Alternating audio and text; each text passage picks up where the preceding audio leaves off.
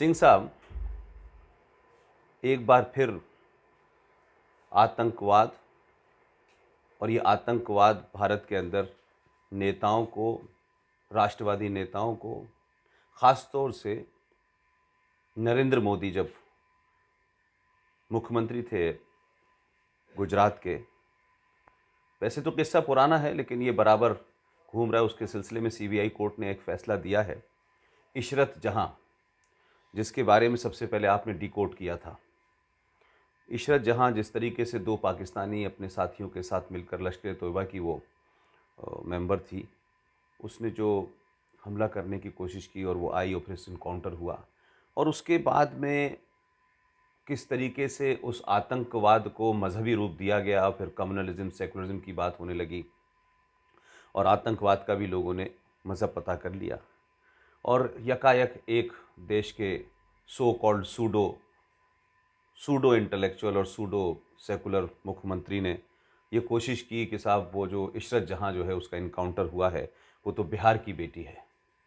और ये कहने के बाद में देश में एक तरीके से लोगों, दो हिस्सों में लोग बटे। लेकिन सवाल सबसे बड़ा ये है कि कोर्ट के फैसले ने उसी बेटी को, जिसे बिहार की बेटी बताया जा रहा था, जिसे एक इनोसेंट बताया जा रहा था, कल कोर्ट ने उसे आतंकवादी करार दिया।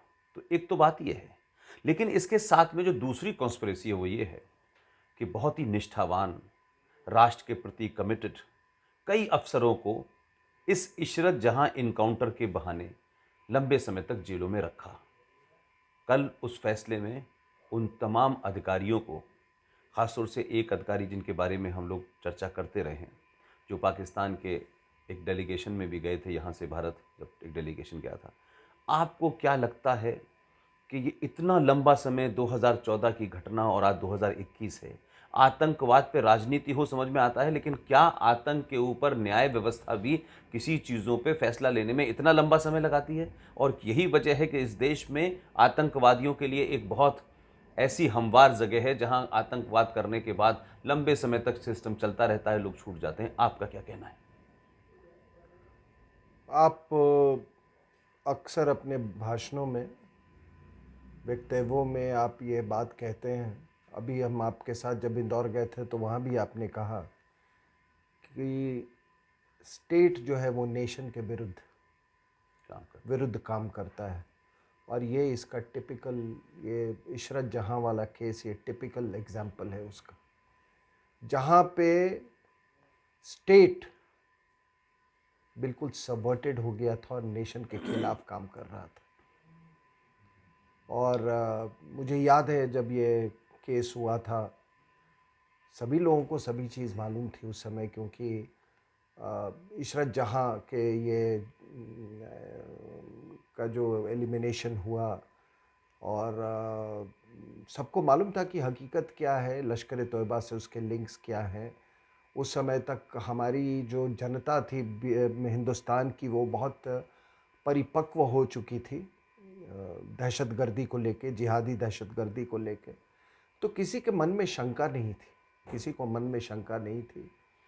और मुझे याद है कि उस दौरान एक डॉक्टर कॉल थे जो न्यूरोसर्जन हैं, यूके में, लंदन बेस्ड है। उन्होंने एक पूरी एक स्टोरी की थी इसमें, और उसमें उन्होंने मुख्य रूप से 3 लोगों का उसमें इंटरव्यू लिया था, जिसमें अपने प्रेजेंट एनएसए ढोबल साहब, तबलीन सिंह और मैं थे। हम तीनों थे उसमें। और हमने इस सारी जो घटनाक्रम थी इशरत जहां को लेके, उसके बारे में बड़े तफसील से लोगों को समझाया था। तो सबको सब कुछ साफ था उस समय। लेकिन सबसे बड़ी बात यह है कि ये जो आप कह रहे हैं कि किसी मुख्यमंत्री ने उसको बिहार की बेटी कहा। अब उस मुख्यमंत्री साहब को समझना चाहिए कि आपने तो बड़े कमाल के बेटी बेटा पैदा कर रहे हैं भाई। इशरत जहां बिहार की बेटी, शर्जिल इमाम बिहार का बेटा, जो चिकन नेक, जो हमारा चिकन नेक कॉरिडोर है, सिलीगुड़ी कॉरिडोर, जो जिसकी हलाल की बात करते हो, बिहार का बेटा शहाबुद्दीन को मान ले बिहार का चाचा, ओसामा बिन लादेन जिसको लेके पॉलिटिशियंस घूम रहे थे वोट के किनारे, वो पता नहीं वो उसको क्या कहें, बिहार का बापू क्या बोले। लेकिन यही मुख्यमंत्री पाकिस्तान भी गए थे, ये हमारे देश में बिल्कुल लगे, ये बिल्कुल पाकिस्तान भी बिल्कुल गए थे वहां। बिल्कुल बिल्कुल। और उस समय मैंने सवाल उठाया था कि ना आपका बॉर्डर लगता है पाकिस्तान से, ना आपका कोई कोई ऐसा बिजनेस लिंक्स है, ना कमर्शियल लिंक्स है। और ताज्जुब की बात है कि टोटल 1800 किलोमीटर हमारा बॉर्डर है नेपाल के साथ, जिसमें कोई 800 किलोमीटर बिहार के साथ है, लगभग 500 से 800 किलोमीटर जहाँ तक मुझे अंदाज है। ये कभी नेपाल नहीं गए, जिनके साथ मतलब रोज का अगर वहां पर देखें तो कोई कुछ ना कुछ घटनाएं होती रहती हैं बॉर्डर को लेके। बाढ़ एक बड़ी समस्या हाँ है। हाँ। पानी अगर की पानी की पानी प्रॉब्लम। की है, अगर कभी ये आपने ये काठमांडू नहीं गए थे उसके पहले, मतलब स्टेट लेवल भी, स्टेट टू लेकिन स्टेट। सिंह साहब, एक मुख्यमंत्री है और आप सोचिए कि ये पूरा सर्वव्यापी था कि लश्कर तोयबा की वो ऑपरेटिव थी, इस सब के बावजूद भी इतना बड़ा स्टेटमेंट दे देना, ये क्या नहीं, होता? ये देखिए, ये एक राजनीतिक साजिश थी, इनको बात सब समझ में आती थी। देखो साहब, अगर ये कोई कहता है कि राजनीतिज्ञों को ये नहीं समझ में आता कि जिहाद क्या है और क्या है, खूब बढ़िया समझ में आता है। पाकिस्तान जाने का मतलब ही है कि आप ये बात समझते हैं कि पाकिस्तान जाने से एक हमारे यहाँ फंडामेंटलिस्ट कॉन्स्टिट्यूएंसी है जो कि बहुत प्रसन्न होती है, उसे अपीज करना। हाँ, उसको आप प्रसन्नता का हर कारण देते हैं, और फिर वहां जाके आप जो टोपी पहनना होता है आप टोपी पहनते हैं। इन सब को मालूम है कि इन सब के ये जिहादी हैं, इनको इनके जहन में ओसामा बिन लादेन का क्या स्थान है, तभी आप उसको लेके घूमते हैं। आपको मालूम है 2-2 3-3 पॉलिटिशियन है, कोई इसको डिनाई कर दे। तो ये सारा का ये जिहाद को हम जिस तरह से माओवाद को हमने आमंत्रित किया, उसी तरह हमने जिहाद को आमंत्रित किया। और अब बात आ जाती है वही, मैं देखिए कोई फॉर्मेट लेके जवाब नहीं दे रहा हूं कि मैंने वो बार बार मैं यही कहता हूं थर्ड फ्रंट की बात, कि भाई आपका थ्रेट परसेप्शन जो है, एक्सटर्नल थ्रेट परसेप्शन, वो क्या है? क्या वो पाकिस्तान से, not Pakistan as a geographical configuration, उसके साथ नहीं है। आपका युद्ध पाकिस्तान के जिहादी तत्वों से, जिहादी पाकिस्तान से। तो हमारे जवान जो लड़ रहे हैं, जो बॉर्डर पे हैं, चाहे वो एलओसी पे हो या आईबी इंटरनेशनल बॉर्डर पे हो, वो जिहादिज्म से वो युद्ध कर रहे हैं। अगर मिसाल के तौर पे अगर कोई बौद्ध देश होता, वो समस्याएं होती जो मैं पहले भी कर, लेकिन इस तरह की जिहादिज्म की, इस तरह का प्रॉक्सी वॉर नहीं होता। तो हमारे जवान वहां लड़ रहे हैं चीन के खिलाफ। हमारे टिबेटन से हमारा क्या है? वो तो हमारे भाई हैं। हमारी संस्कृति एक दूसरे की पूरक रही है, टिबेटन कल्चर और इंडियन कल्चर। तो हमारा चीन के से तिब्बत में टिबेटन्स के खिलाफ नहीं है, तिब्बत में बैठे हुए चाइनीज कम्युनिस्ट व्यवस्था से हमारा खतरा है। नहीं, एक मिनट, तो हमारे जवान तो वहां लड़ रहे हैं कम्युनिज्म और जिहादिज्म से, लेकिन देश के अंदर में कौन लड़ेगा जिहादिज्म और कम्युनिज्म के खिलाफ? अगर ऐसे ये लोग, ये हैं हमारे politicians. These are the people who have facilitated the creation of third front in India. ये लोग हैं सर। और इन लोगों ने इशरत जहां जैसे लश्कर तोयबा की ऑपरेटिव को एक तरह से इनकी विचारधारा ने पैदा किया है, या नॉट, ये इन पॉलिटिशियंस का कोई विचारधारा होता नहीं, ये कहने को पावर। मैं, हाँ ये मैं समाजवादी, तो ये उस इनका वो इनका नकाब इनका दुकानें हैं वो पावर हाँ देने के। हाँ वो पावर तक है इनका, समाजवाद बेटे बेटे और बहू तक ही, वहीं तक समाजवाद जाता है। तो मेरा कोई, आई हैव नो quarrel, मेरा कोई झगड़ा नहीं है। आप पावर व्यवस्था है यहाँ पर, एक मल्टी पार्टी सिस्टम है, ज़रूर आप उसके लिए आप जद्दोजहद करें, लेकिन कृपया लोगों को ये सब ना, ये बड़ी बड़ी बातें, समाजवाद और ये विचारधारा और वो विचारधारा, ये सब करके लोगों को बेवकूफ़ नहीं बनाए। मैं इसी में एक बात जोड़ता हूँ। जब भारत में ख़ास तौर से इंडियन टेलीविज़न के ऊपर बहुत सारी बातें लोग कहने से घबराते थे, एक सामरिक मामलों के एक्सपर्ट के नाते मुझे याद है कि आपने प्रॉक्सी शब्द को इंट्रोड्यूस किया कि प्रॉक्सी है क्या और हम प्रॉक्सी किसे कहते हैं। आपको लगता है कि नरेंद्र मोदी जैसे एक मुख्यमंत्री को मारने के लिए पाकिस्तान और भारत विरोधी ताकतों से जो लोग यहाँ आए, ये प्रॉक्सी युद्ध में भारत का एक बहुत बड़ा सिस्टम इन्वॉल्व है।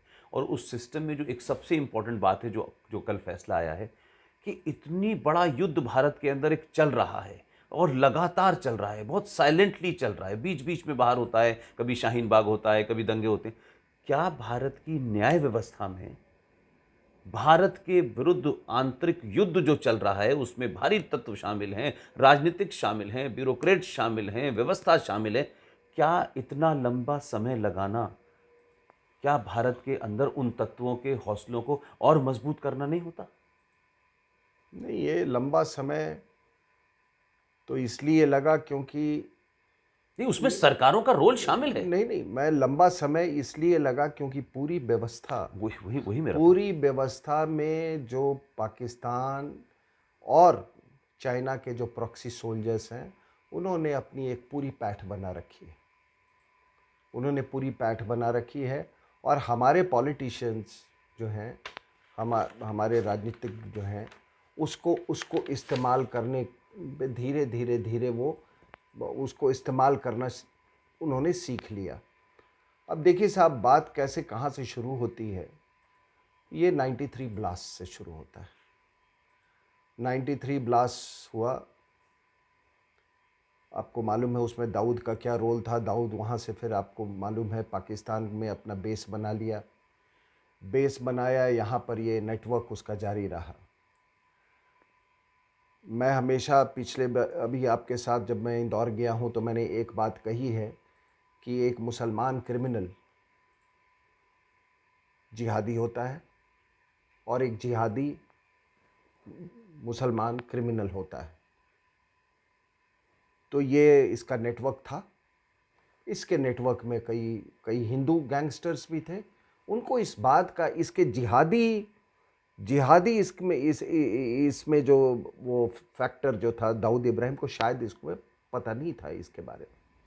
जब उसने अपने अंदर के जिहादी सोच को कार्यान्वित किया 93 ब्लास्ट में, तब बहुत से जो हिंदू गैंगस्टर्स जो थे, मतलब इसके साथ जो मिले हुए थे, उन लोगों को तब पता चला कि इसकी सोच क्या है। ये चीज़ हिंदुओं में देखने को नहीं मिलती। वो अगर गैंगस्टर है, क्रिमिनल है, he will be hardcore criminal, third rate person, he is limited to the crime only, he is limited to the crime. लेकिन इनमें वो चीज़ नहीं है। मैंने अभी आपको तिहाड़ यानी हर चीज में, यानी क्राइम में, खाने में, सब्जी में, फल में, हर चीज में वो कुरानिक जिहाद शामिल है। सर आप एक बात बताओ ना, आप वो संजय, वो क्या नाम है उस लड़के का, वो संजय दत्त जी जी, संजय दत्त, उसकी आप बायोपिक देख लो। उसके बायोपिक में ये सुनील दत्त, जिनको बड़ा सेक्युलर कहा जाता है, जी जी, वो जब नरगिस जी से शादी करने का फैसला करते हैं, तो उन्हें वो जाके मिलते, परमिशन लेते हैं इससे, वो हाजी मस्तान से, जी जी जी जी, कि मैं मुस्लिम लड़की से शादी कर रहा हूँ, कृपया हमको मतलब एक क्रिमिनल जो है उस मुस्लिम लड़की का भी ठेकेदार बना हुआ तो वो जिहादी भी था। तो इसका मतलब है कि वो तो एक पूरा, yes you are right, you are right. So this is, ये तो दाऊद इब्राहिम तो का ये एक फैसेट था जो कि लोग यहाँ के जो उसके गैंगस्टर थे हिंदू जैसे छोटा राजन वगैरह, that is why they split basically. और भी इसमें कई शामिल हैं। अब घबराइए मत, छोटा राजन स्प्लिट कर गया, लेकिन आपके महाराष्ट्र सरकार के बहुत सारे वहाँ एक बड़े राजा ने, हाँ, बड़े राजन उनके नेटवर्क में घुस गए डायरेक्टली इनडायरेक्टली करके, ठीक है ना। बड़े राजन, और सबसे बड़े राजन आजकल बीमार चल रहे हैं, बिल्कुल बीमार चल, ठीक है ना। और उनका तो जिक्र एनएन वोरा कमीशन की जो जी रिपोर्ट जी है जी उसमें जी, उनका सीधा सीधा नाम है, सबसे बड़े ये जिक्र है। तो उसके बाद क्या हुआ कि उसकी पैठ तो थी, वो कराची में था, कराची में हो या दुबई में हो, उसके बॉलीवुड में कोई मतलब उसकी पैठ और बढ़ती गई। इनफैक्ट अभी रिसेंटली सुशांत वाले मामले में पता चला पुलिस अधिकारी अभी भी उसी के पेरोल पर काम करते हैं बहुत सारे। तो उसके बाद वो बैठ गई, पॉलिटिक्स में उसकी पैठ और बढ़ती गई, क्रिकेटिंग वो जो बैटिंग से सिंडिकेट है उसमें इसका रोल पूरा बढ़ता गया। तो ये बात देखिए यहाँ तक आ गई कि फिर वो कुछ हमारे एक पॉलिटिकल क्लास ने और एक पर्टिकुलर पॉलिटिकल पार्टी ने दाऊद के थ्रू इतनी उनकी घनिष्ठता हो गई थी कि उन्होंने कहा कि यार ये मोदी को हटवाओ। तो जब अगर आपको दाऊद से घनिष्ठता है तो बाय एक्सटेंशन वो लश्कर तोयबा से भी है, सही से भी है, ज़फर रहमान लखवी से भी है, एंड बाय एक्सटेंशन आईएसआई से भी है, ठीक है सर। अब है क्या कि मुंबई फाइनेंशियल कैपिटल है, ये वहाँ पे आपको मालूम है कि इसकी क्या, मैंने उदाहरण दिया कि इसका क्या वर्चस्व है दाऊद इब्राहिम का। तो इन लोगों ने कहा कि ये मोदी को किसी तरह से रास्ते से हटाओ, ये हमारे लिए बहुत बड़ा खतरा है। ये आदमी, तब तक तो हम लोग सब जानते थे कि ये एक अच्छे नेता का उदय हुआ है और बहुत बड़ा काम किया है। गुजरात में इन्होंने जो टर्न अराउंड किया था तो पूरे देश में वो चर्चा में थे। तब इसको ठीक किया गया, आईएसआई और हमारे लोगों ने मिलके, लुटियंस दिल्ली में बैठे लोगों ने मिलके ये योजना तैयार की, ये कॉन्स्पिरेसी बनाया कि इसको मोदी साहब को किसी तरीके से असैसिनेशन करवा के रास्ते से हटाओ इसको। जब ये मामला सफल नहीं हो सका, और hats off to Rajendra Kumar, जिसको यानी आप कह रहे हैं कि 2004 में जो लश्कर तैयबा की ऑपरेटिव थी इशरत जहां, जब वो मामला सफल नहीं हुआ तो भारत की इंडियन स्टेट के सरकार के एक मंत्री द्वारा पूरी प्लानिंग के तहत फिर 26/11 कराया गया। बिल्कुल, एक मंत्री तो उसमें था ही शामिल, एक पूरी व्यवस्था इसमें शामिल थी। मंत्री भी मतलब और ये उसमें विदेशी महिला भी थी। और सरदार जी को आप इतने हल्के में मत लीजिए।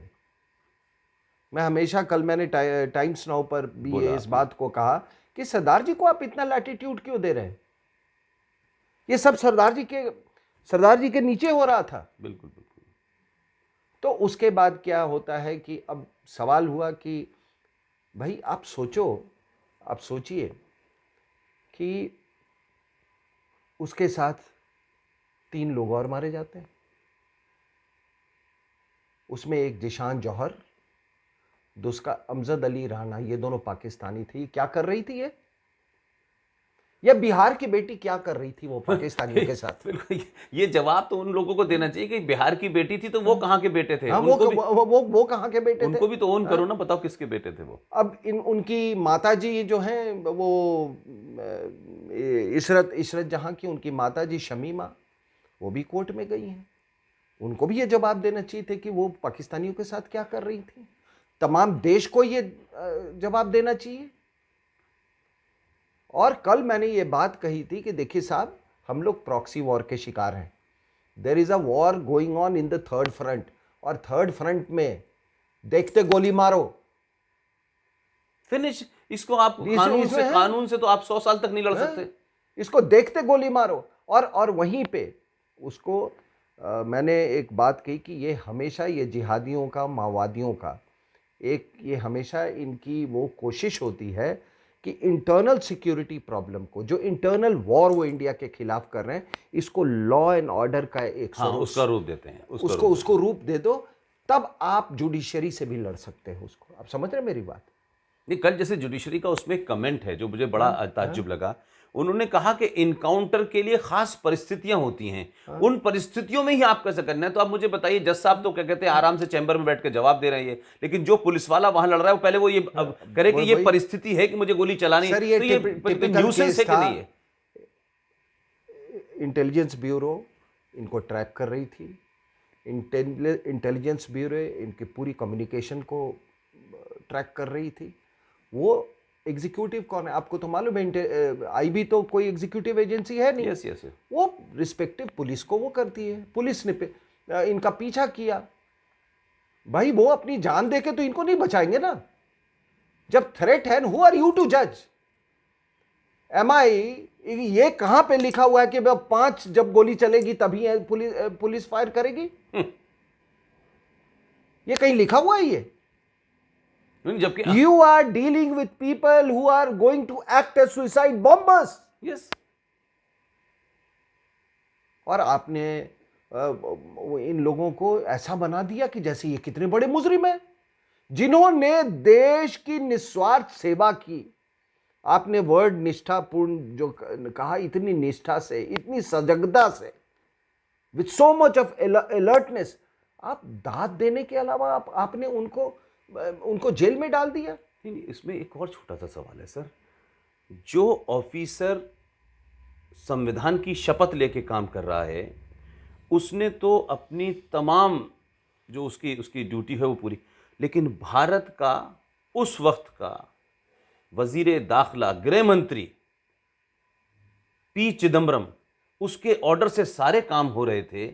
क्या वजह है कि चिदम्बरम, वही चिदम्बरम जब राजीव गांधी की हत्या होती है मई 1991 में, और जून 1991 के अंदर 1 महीने के अंदर राजीव गांधी फाउंडेशन बनता है, उसमें ये सदस्य है, वन ऑफ द फाउंडेशन का मेंबर है। इसी आदमी के इसका पूरा आप 26/11 का पूरा रोल देखिए। और फिर उसके बाद में इशरत के बारे में इन्होंने क्या किया, फिर वो मनी साहब वहां मौजूद थे, किस तरीके की फाइलें चेंज हुई, और पहली बार भारत में एक एजेंसी दूसरी एजेंसी के खिलाफ थी। बिल्कुल सर, तो बिल्कुल। ये तो मतलब आपने भारत की व्यवस्था को, मतलब जो पाकिस्तान नहीं कर सकता, जो अमेरिका नहीं कर सकता, जो चाइना नहीं कर सकता, यहां के लोगों ने आपकी सारी एजेंसी को एक दूसरे के खिलाफ खड़ा कर दिया। तो सवाल यह है कि ये इतना प्यार, ये इतनी मोहब्बत जो है इशरत जहां के माध्यम से, इशरत से क्यों है इस देश के नेताओं को? नहीं, देखिए, मैंने कहा ना कि एक इन्फ्लेक्शन पॉइंट था 93, उसके बाद था इशरत जहां। इशरत जहां का जो प्लान, योजना जो थी, जब वो विफल हो गई, टू असैसिनेट मिस्टर मोदी, उसके बाद इन्होंने फिर एक दूसरा स्क्रिप्ट लिखा, और वो स्क्रिप्ट था हिंदू टेरर बनाने। हिंदू टेरर। उस हिंदू टेरर को बनाने के लिए इन्होंने पाकिस्तान के मिलिट्री इंटेलिजेंस एस्टेब्लिशमेंट के साथ मिलके इन्होंने 2004 और 2008 के बीच में जगह जगह ब्लास्ट करवाया इन्होंने। लायंस से ब्लास्ट हुए, पटना से लेकर, वरना आप कोई कारण बता सकते हैं? Strategically I am talking, strategically what was the purpose of this? Ayodhya, Varanasi, Delhi, Jaipur, Pune, Mumbai, Patna, you name a place, everywhere, Delhi high आप देख लीजिए। 2004 से लेकर 2008 तक ये मालेगांव 1, मालेगांव 2, ठीक है, यस, ये सारा इन्होंने पूरे हिंदुस्तान में ये समझौता, हाँ, समझौता। नाउ समझौता इज अनदर केस। जिसमें मैं आपको समझौता पर आप ये देखिए, पहले पाकिस्तानी पकड़े गए थे इसमें, तो उनको छोड़ा इसने। तो ये जब इशरत जहां फेल हो गई उसको मारने के लिए, तो इन्होंने कहा कि मोदी को अभी छोड़ो, ये पूरा हिंदू टेरर बनाओ, कि ये पूरा जो आरएसएस खत्म हो जाए, बीजेपी खत्म हो जाए। उन्होंने पूरा हिंदू समाज जो है बैकफुट पे चला जाए। तब इन्होंने क्या किया कि इन्होंने कहा कि अब 2009 आने वाला है चुनाव, पता नहीं हम आएंगे कि नहीं, ऐसा तो नहीं होगा कि बीजेपी दोबारा आ जाएगी। तो इन्होंने कहा कि हमेशा के लिए खत्म करो बीजेपी को। तब इन्होंने 26/11 पूरा किया। अब 26/11 जब इन्होंने इसकी प्लानिंग की पाकिस्तान के साथ मिलके, और ये सब सरदार जी के नीचे हो रहा है, ये सब सरदार जी को अपनी, जो वो क्या इकोनॉमिस्ट बनते हैं ना, भगवान करे कि दुनिया में ऐसे इकोनॉमिस्ट पैदा हो। सरदार लेकिन जी भारत में ना हो। नहीं, मतलब ऐसा कहाँ, बाकी मुबारक हो ऐसे ही इकोनॉमिस्ट, ठीक है ना। अरे ये तो कैरियरिस्ट है, इकोनॉमिस्ट मुझे सब पता है सर, इज अ कैरियरिस्ट, मुझे पता। ठीक है। तो उसके बाद क्या हुआ कि 26/11 को हिंदू टेरर बनाना था, और उससे 2004 से लेकर 2008 ब्लास्ट किए गए, और इस तरह से फिर इन्होंने पुरोहित को पकड़ लिया यूनिफॉर्म में, ठीक है, जिस पे भारत के लोगों की सबसे ज्यादा आस्था है। मिलिट्री इंटेलिजेंस एस्टैब्लिशमेंट, आपके अपने ही स्टेट ने आपके मिलिट्री इंटेलिजेंस apparatus पे हमला बोल दिया, ठीक है। उसके बाद क्या है, गेरुआ वस्त्र, महिला, ठीक है, उसको पकड़ लिया इन्होंने।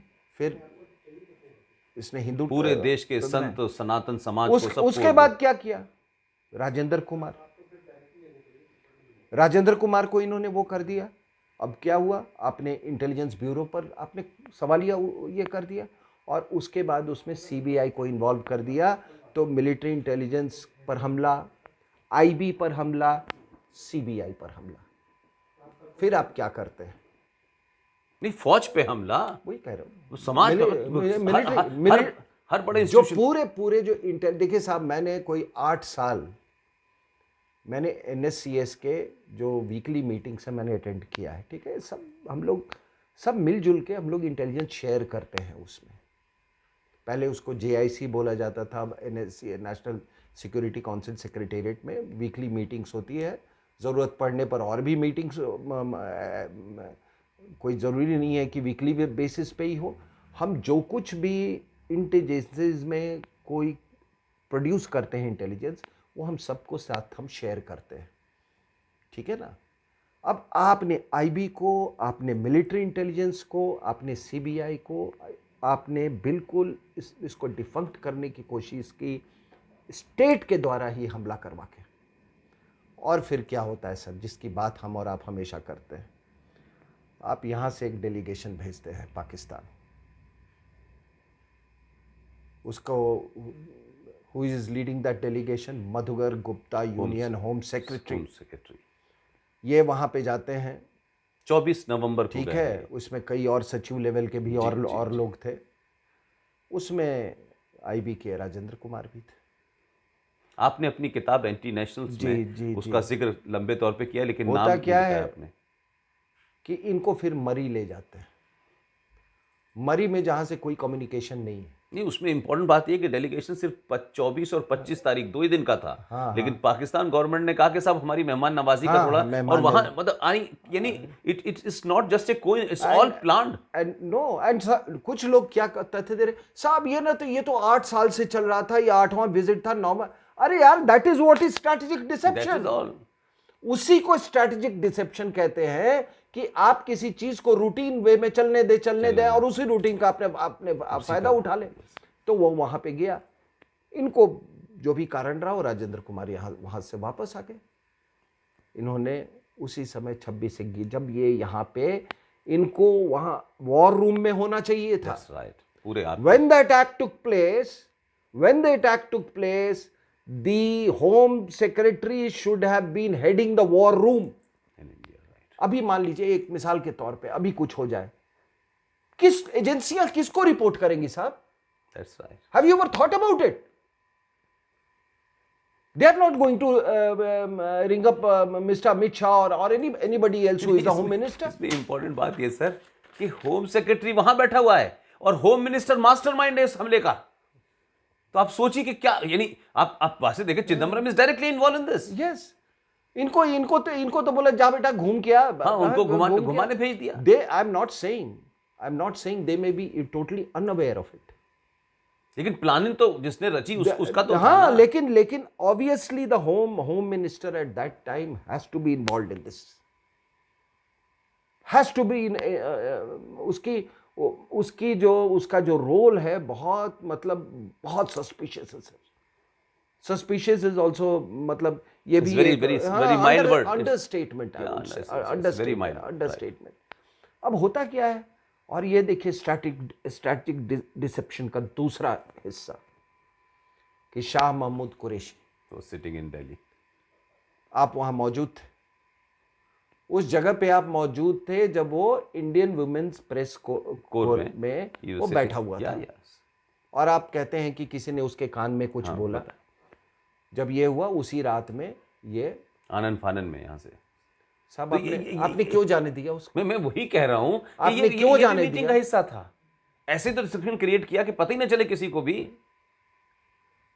तो ये वही कह रहा हूं कि ये पूरी जो ये कहानी जो शुरू हुई है, दिस वॉर, जिहादी प्रॉक्सी वॉर इन इंडिया, उसको इम्पीटस जो है वहीं से मिला, इशरत जहां से। तो इन लोगों ने क्या किया सर कि इशरत जहां का जब ये विफल रहा, ये सुसाइड बॉम्बिंग का, मोदी को से असैसिनेट करने का, तब इन्होंने ये 2013 के आसपास में इन्होंने ये केस खोला, इसको जुडिशरी से किल करो। इतने सालों तक कुछ नहीं हुआ है, समझे कि नहीं? Yes yes yes. इतने सालों तक कुछ नहीं, इन्होंने कहा यार कुछ निकालो कुछ निकालो, तो इनको वो इशरत जहां वाला वो केस फिर इन्होंने तैयार किया, और हमारे यहाँ बहुत सारे नमूने हैं। और मैं उसमें मैं एक दो नालायक सीबीआई के ऑफिसर्स, मैं इनको कहता हूँ, जो मैं बात कर रहा था, यार तुम किसी दिन जब रिटायर हो गए, कोई आदमी तो तुमको यार दिल से आके तुमको नमस्ते करे यार, कम से कम ऐसा करके जाओ। इस भारत की सरकार ने ये इस धरती ने तुम्हारे लिए इतना कुछ किया है, इन लोगों ने उसको मिलके ये फिर ये CBI versus IB, IB CBI versus military intelligence, और सब सरदार जी के नीचे हो रहा है।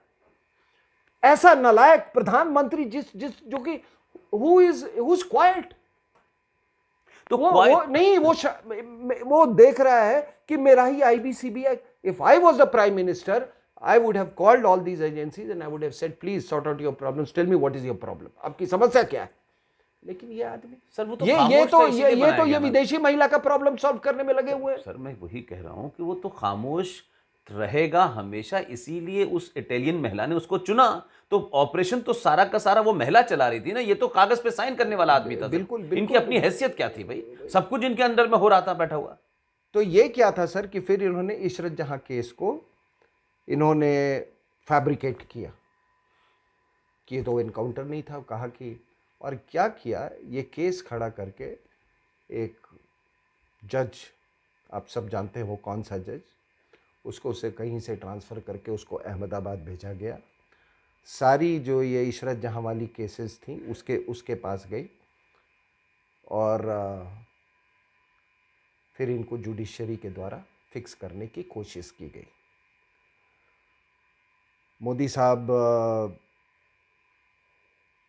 को वो फिक्स नहीं कर पाए, वो जो भी जज थे वो नहीं कर पाया या कर पाई उसको। और वो जहां से गई थी वो भी एक कांग्रेसी मुख्यमंत्री की बेटी थी। वही मैं कह रहा हूँ। अब मैं इतना खुले साहब नहीं, मैं इसलिए कह रहा हूं कि मुख्यमंत्री का मतलब है भारत के संविधान की शपथ लेकर के अगर आप करें तो फिर भारत, आपको बात समझ में आ गई है। मैं तो जो हमारी आम जनता उसको भी तो पता चले कि गृह मंत्री जो है वो भी क्या कहते हैं शामिल है, मुख्यमंत्री की बेटी जो है वो फिक्स करने में शामिल है। और मोदी साहब ने उनको अपनी औकात दिखा दी थी। मोदी साहब जब प्रधानमंत्री बने उनकी औकात दिखा दी थी, और लेकिन उसको छोड़ना नहीं चाहिए, क्योंकि लश्कर Taiba had also infiltrated into judiciary.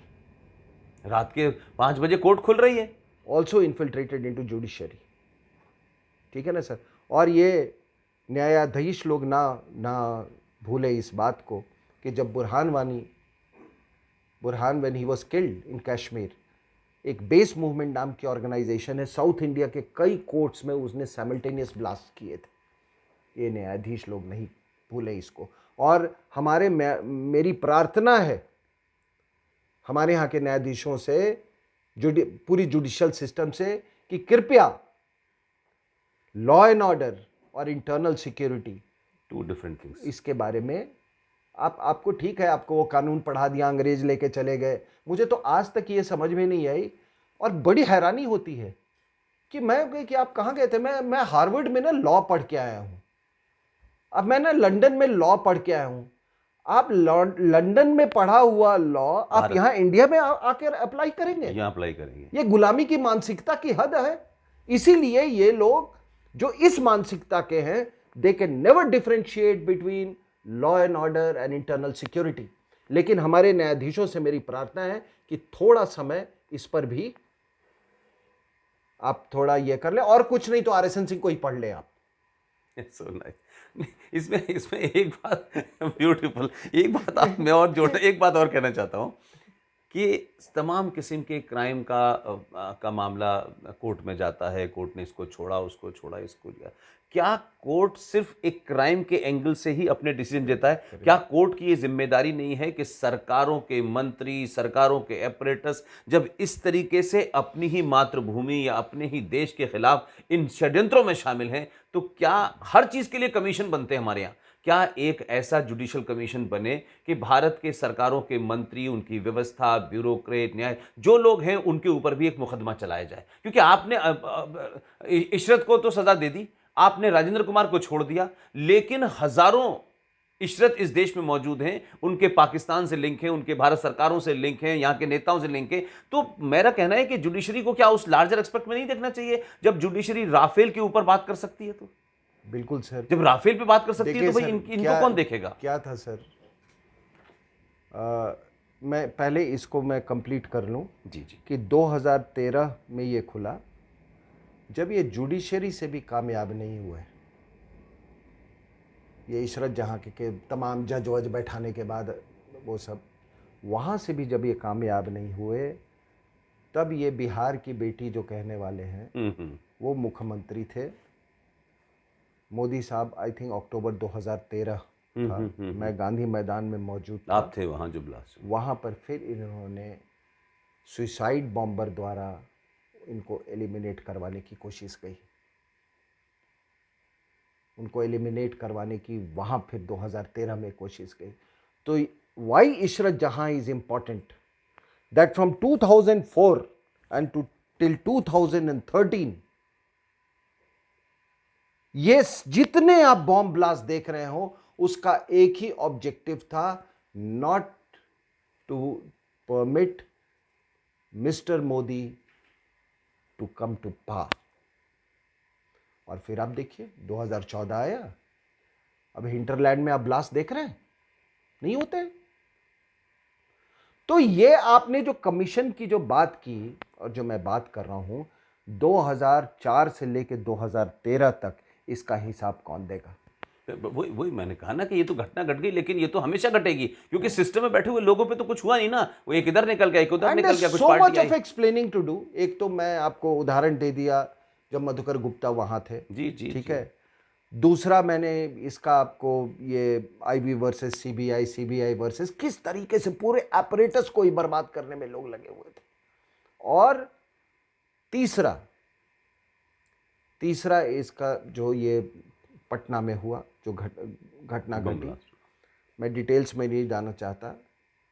Not even rudimentary precautions had been taken. मैं उस वहां पे गया था एक रात पहले, नॉट इवन रूडिमेंटरी की एक, I would call him that time a prime minister aspirant, और उसी के पहले राहुल गांधी आए थे। All drills were followed. Basic drills होते हैं कि आप कॉर्ड एरिया को कॉर्डन कर देते हैं, रात को उसको सैनिटाइज कर देते हैं, ऐसा कुछ भी नहीं हुआ था। तो ये बहुत, these are larger game plans, but somebody has to answer what ये 2009 और 2013 के बीच में क्या हुआ इसका। और जहां तक जुडिशरी का सवाल है साहब, आपने बिल्कुल सही कहा कि मुझे मालूम है कि जब ये तत्व जो हैं, जो राष्ट्र विरोधी तत्व आपके आर्म्स लॉबी जो है वहाँ पर, जब वो कहीं पे कामयाब नहीं हुए, फिर उन्होंने जुडिशरी का वो रफाल के उसमें उन्होंने रास्ता चुना। They wanted to sabotage that deal. आदत पड़ी हुई है। ये विदेशी महिला को किसको नहीं मालूम है कि इसने ऑगस्टा वेस्टलैंड में ये कितना खाया। आप मेरे से मैं आपको कुछ इंडस्ट्रियलिस्ट से आपको मिलवा दूंगा, मैं किस तरह से पैसे लेती है विदेशी महिला। So this is a whole system. और ये बहुत बड़ा पाप होगा कि इसके खिलाफ कोई आवाज ना उठाए, बात तक न करे, बात तक न आप साहब ये जो आपके बंजारा हुए, चाहे अमीन साहब हुए, जिन्होंने यार पांडे साहब अपनी निष्ठा के लिए, कर्तव्य निष्ठा के लिए उनको जेल की सजा उनको ये करनी पड़े, शर्म है। मतलब आप सोचिए कि इस देश की व्यवस्था के लोग अपने ही लोगों को जो निष्ठावान हैं उनके खिलाफ उन्हें देशद्रोही बता रही है और देशद्रोही राष्ट्रभक्त बने घूम रहे हैं। और जुडिशरी जिसकी बात आप कह रहे हैं, मैंने वही कहा कि जुडिशरी जिनको जो रात रात में खुल रही हैं, चाहे वो जब ये नारे लगते हैं कि अफजल गुरु हम शर्मिंदा हैं, तेरे कातिल जिंदा हैं, तो क्या जुडिशरी को शर्म नहीं आती? क्या जुडिशरी में बैठे हुए जज जो हैं क्या पत्थर के बने हुए हैं? क्या उनको समझ में नहीं आती कि क्या हो रहा है? Attempt to murder, IPC so and so, IPC so and so, they can't look beyond that, because I must tell you that out of all the 3 organs, मान लीजिए पॉलिटिक्स भी इवॉल्व किया है इस कंट्री में, politics has evolved, executive also has evolved, but judiciary hasn't evolved. Judiciary whether आप 5 साल का कोर्स कर दो, 10 साल का कोर्स कर दो, बड़े बड़े इंस्टीट्यूट, बट अनलेस ये पूरा एंड अ कंट्री, अंग्रेजों का थ्रेट परसेप्शन क्या था सर? अंग्रेजों के टाइम में ना पाकिस्तान था, ना बांग्लादेश था, न Chinese were not there in Tibet. There was उनका एक उधर ग्रेट गेम चल रहा था रशिया से, वही एक एक्सटर्नल ये था। कोई उस तरह का वो नहीं था जो इंटरनल प्रॉब्लम्स है, एक्सटर्नल फ्रंट से रिलेटेड इंटरनल प्रॉब्लम्स, जिहादिज्म, कम्युनिज्म। अंग्रेजों ने तो इनकी बजा दी थी कम्युनिस्टों की, जब उनको थ्रेट हुआ था। तो उस समय की जो आपकी कानून व्यवस्था जो थी, लॉ एंड ऑर्डर का जो भी अपरेटस बनाया, how can you apply to this threat?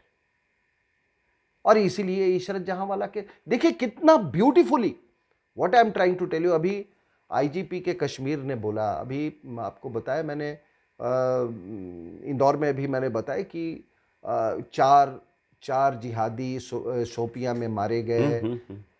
जब ये उनका घेराबंदी, जब इन्होंने कॉर्डन कर लिया था, कैसे उनके बच्चों और बेटा, उसके यंग सन और डॉटर को वहाँ लाया गया।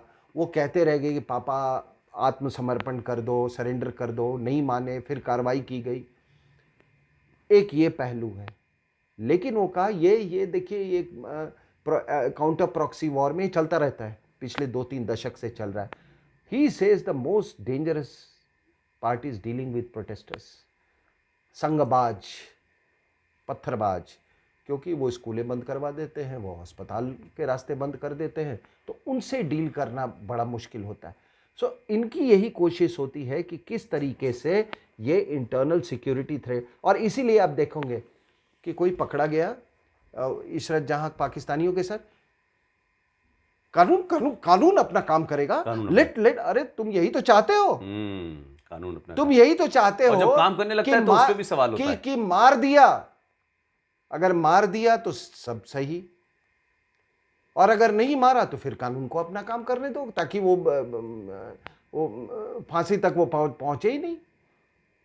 आखिर में मेरा आपसे सवाल नहीं है, ये सवाल नहीं है, लेकिन मैं आपको उस रूप में देखता हूँ कि जब आप बोलते हैं, चाहे टेलीविज़न पे या अपने लेक्चर्स में, तो आप जिस बेबाकी से बात कहते हैं, इस पूरे इतने लंबे क्रम में इस देश में बड़े निष्ठावान, बड़े कमिटेड लोगों ने, और वो एक लफ्ज़ नहीं बोले, उनका किसी राजनीतिक दल से कोई लेना देना नहीं था, वो राज्यसभा की और गवर्नर की लाइन में नहीं थे, चाहे वो राजेंद्र कुमार साहब हों, अमीन साहब हों, पांडे जी हों, वंजारा साहब हों, और ऐसे अनगिनत बहुत सारे लोग हैं जो कभी आए नहीं।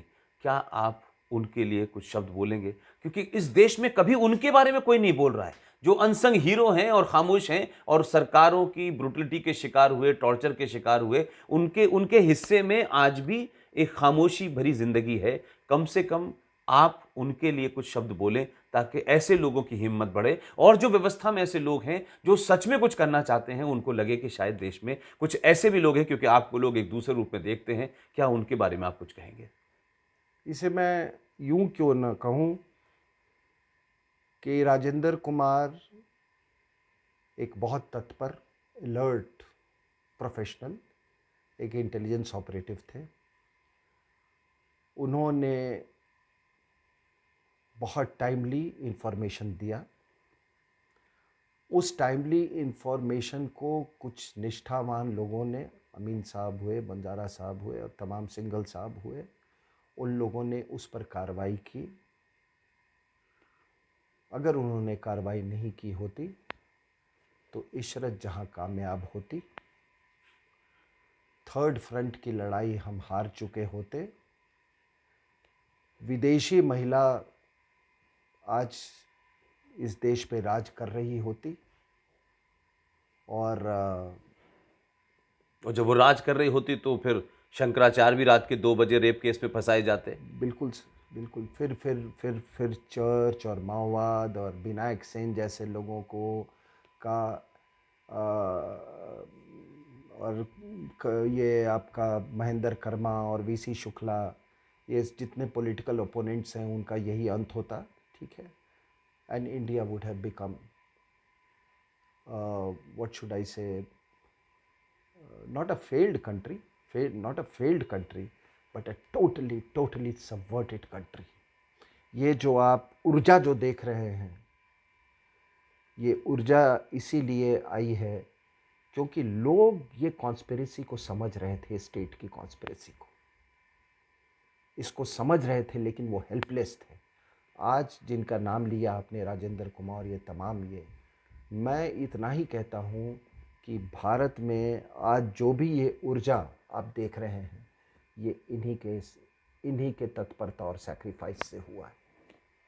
और इसलिए मैं लोगों से ये कहूँगा कि मैं कहता हूँ कि थर्ड फ्रंट की लड़ाई कौन लड़ेगा साहब? हम लड़ेंगे, आप लड़ेंगे। As a strategic analyst, somebody as a journalist, एक कॉमन सिटीजन, अपना योगदान दें। ऐसे जो निष्ठावान, जो हमारे ओहदेदार हैं, इंटेलिजेंस में हैं, उनको, और ये आप जान लें कि आज सुशील पंडित अगर आईबी नहीं होती, मान लीजिए आईबी या स्पेशल, दिल्ली के स्पेशल, तो सुशील पंडित पर अभी जो वो लड़के घूम रहे थे, सुखविंदर और लखन, वो तो कामयाब हो जाते ना साहब। तो इन्हीं लोगों के कारण तो हिंदुस्तान बचा हुआ है, जो कि साइलेंटली अपना काम कर रहे हैं। लेकिन हम जरूर ये डिमांड, हम इससे ये करवाएंगे। और क्योंकि इंटरनल सिक्योरिटी व्यवस्था इतनी चरमरा गई और इसका ऐसा लॉ एंड ऑर्डर ये हो गया कि महाराष्ट्र में ये ताकतें सरकार बनाने लगी। किसको नहीं मालूम है साहब कि सडनली आपने चुनाव लड़ा किसी और के साथ, आपने एक साथ कुछ किया, आपने कार्यक्रम दी और जाके सब तीनों आगे कहीं पे एक अरेंजमेंट बनाया, इतना पैसा मेरा, इतना पैसा इतना है, मेरा पैसा और बाकी पैसा दाऊद का। कहां से लाओ? तो बॉलीवुड से लाओ, अंबानी से एक्सटॉर्ट करो, उसको पैसे। पॉलिटिकल माफिया कह सकते हैं आप इसको। No, this is what is internal security. This is what is internal security. So ये योगदान रहा है, ये पूरे जो आप राजेंद्र कुमार और आईबी और ये गुजरात पुलिस के तमाम जो अफसर्स हैं उनका। अब इससे बड़ी बात मैं क्या कह सकता हूँ। उन्होंने देश को इस विदेशी महिला के हाथों में जाने से के माफिया जो है, जो माफिया इसका नेटवर्क है, इंटरनेशनल माफिया नेटवर्क, उससे बचाया है देश को। सिंह साहब, आपने एक ऐसे ज्वलंत मुद्दे पे जिस पे कोई इतने विस्तार से कभी बोला ही नहीं, या ये कहें कि या तो उसके पास तथ्य नहीं है या बोलना नहीं चाहता, या शायद उतना ज्ञान नहीं है या उतना उनके अंदर करेज नहीं है। मुझे खुशी है कि आपने इशरत जहां के पूरे केस को, जो आप पहले दिन से कह रहे थे, वो हुआ। और मुझे इस बात की भी खुशी है कि इस देश के और इस राष्ट्र के लोगों को इस बात पे भरोसा रखना चाहिए कि राजेंद्र कुमार हर एक राजेंद्र कुमार है। हर एक सिंगल साहब हैं, पांडे जी हैं, वंजारा हैं, हर आम नागरिक को अपनी भूमिका, ज़रूरी नहीं है कि वो पद पे बैठा हो, उसके पड़ोस में क्या हो रहा है, उसके सामने क्या हो रहा है, उसके बाहर कौन बस रहा है, उसके बराबर में कौन किराएदार आया है, ये बटला हाउस, ये तमाम सारी घटनाओं में राष्ट्र के लोगों को चेतन, जागरूक, सजग रहना होगा और आपको भी एक बड़ी भूमिका निभानी होगी। देश आपको ज़रूर आज नहीं कल, कल नहीं परसों सच्चाई सामने आएगी और दुनिया आपको जानेगी। मैं समझता हूं कि आपने उनकी मॉरल भी बढ़ाया। जो लोग थे, जो अनसंग हैं, जो आए नहीं, जो दिखे नहीं, जो दिखते नहीं हैं, लोगों ने एक तरफा राय बनाई, उनके ऊपर से भी आपने आज कालिक उतारी और इस देश की व्यवस्था और सत्ता के अंदर समय समय पर जो लोग बैठे हैं, जो राष्ट्र के खिलाफ काम कर रहे हैं, इस राष्ट्र के सरोकारों, आस्थाओं, परंपराओं पे चोट कर रहे हैं, उनको भी एक्सपोज किया। बहुत बहुत धन्यवाद। Thank you very much sir. Thank you very much sir.